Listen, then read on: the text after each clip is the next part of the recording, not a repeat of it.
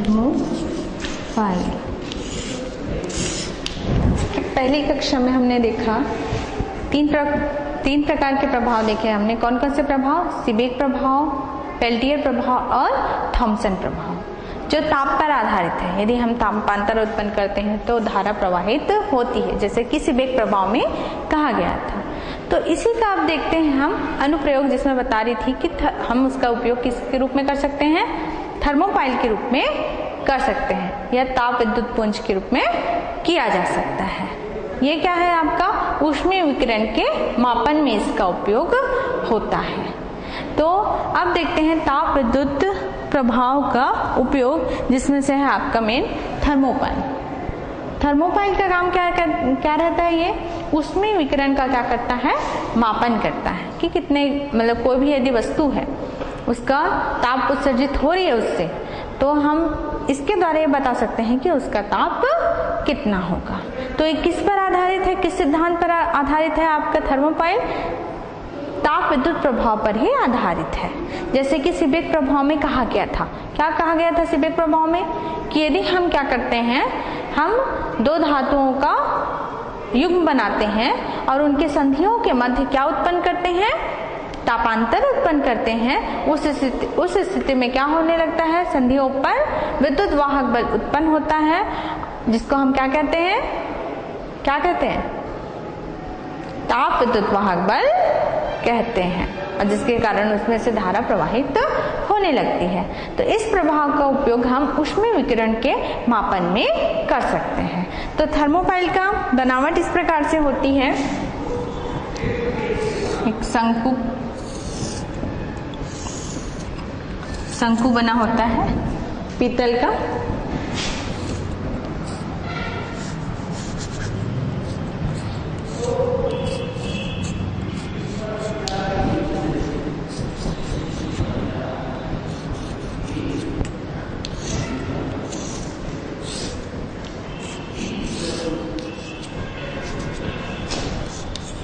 Thermopile.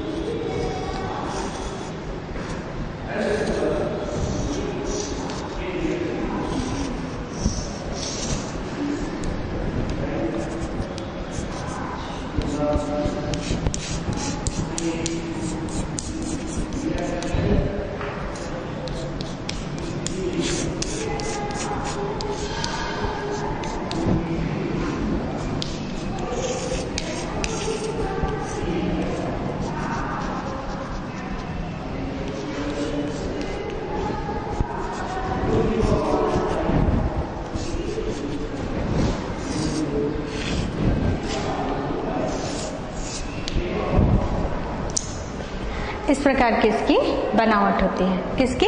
Thermopile की। इसमें क्या होता है मेन? इसमें बिस्मथ और एंटीमनी। किसका? बिस्मथ और एंटीमनी का युग्म बनाते हैं। इसमें कई क्षणों को इस प्रकार से बिस्मथ और एंटीमनी लेकर कई क्षणों को आपस में जोड़ा जाता है। जोड़ने के बाद क्या किया जाता है? उसको एक घन का आकार दे दिया जाता है। घन का जो इसमें जो संधि स्थल आएंगे उनको इस प्रकार से एडजस्ट किया जाता है कि घन के सम्मुख के फलक बनाए। जो ये आपके क्षण आपने लिया है अपने बिस्मथ और एंटीमनी का, उसको इस प्रकार से बनावट होती है कि उसका जो संधि स्थल है वो किस तरह पाए? आपके घन के सम्मुख फलकों के रूप में आए। मतलब एक, जैसे एक आपका बॉक्स घन है तो एक फलक पर एक संधि स्थल है और दूसरे फलक पर दूसरा संधि स्थल है, इस प्रकार से। तो ये दो फलक हो गए, तो इस प्रकार से इसको बनाया जाता है।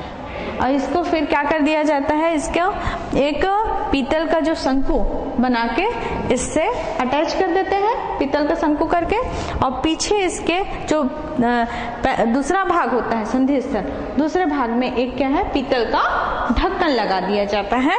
और उसका संबंध हम किससे कर देते हैं? जो बिस्मथ और एंटीमनी का जो लास्ट जो पॉइंट होते हैं उनको क्या किससे कर देते हैं, तार से ज्वाइन करके हम किससे, धारामापी से जोड़ देते हैं। धारामापी से जोड़ दिए।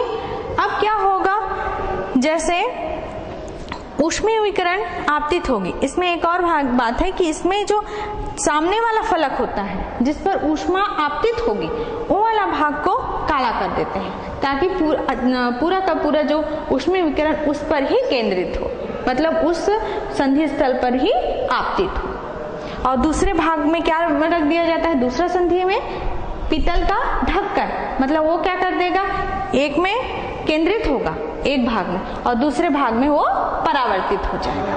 तो इस प्रकार रहता है। अब जिस वस्तु का हमको क्या करना है, ऊष्मीय विकिरण का मापन करना है, तो ऊष्मीय विकिरण को इस शंक्वाकार जो भाग है उस पर आपतित करते हैं। इस भाग पर आपतित किए तो ये वाला जो भाग है, मतलब पहला वाला जो संधि का भाग है वो क्या हो गया, आपका गर्म हो गया, मतलब पहले तरफ के जो संधि के का ताप है वो क्या हो गया, बढ़ गया। और दूसरे का ताप क्या है, दूसरे तरफ वाला संधि का कांस्टेंट है, जितना पहले था उतना ही है।